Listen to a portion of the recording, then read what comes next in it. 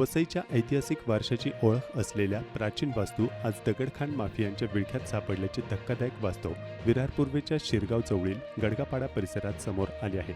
ज्या ठिकाणी काल एका ग्रामस्थाची निर्घुण हत्या झाली त्याच परिसरात तब्बल 489 वर्ष जुनी ऐतिहासिक पिंजाची माडी उभी असून तिच्याच पायथ्याशी बेकायदेशीर दगडखाण सुरू असल्याचा आरोप ग्रामस्थांनी केला आहे.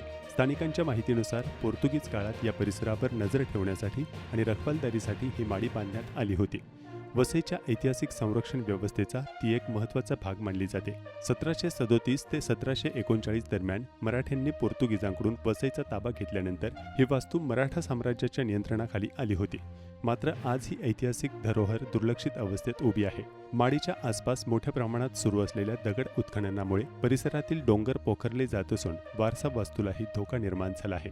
सततच्या स्फोटांमुळे परिसर हादरत असल्याचा आरोप स्थानिक ग्रामस्थांनी केला आहे. याच बेकायदेशीर दगडखाणींच्या विरोधात आवाज उठवणारे ग्रामस्थ आत्माराम पाटील यांची मंगळवारी हत्या करण्यात आली. त्यामुळे दगडखाण माफियांची दहशत आणि स्थानिक प्रशासनाच्या भूमिकेबाबत गंभीर प्रश्न उपस्थित होत आहेत. एका बाजूला वसईचा शेकडो वर्षांचा इतिहास जपणारी वास्तू तर दुसऱ्या बाजूला तिच्याच पायथ्याशी सुरू असलेला विध्वंस. या संपूर्ण प्रकारामुळे इतिहासप्रेमी आणि स्थानिक नागरिकांमध्ये संतापाची भावना व्यक्त केली जात आहे.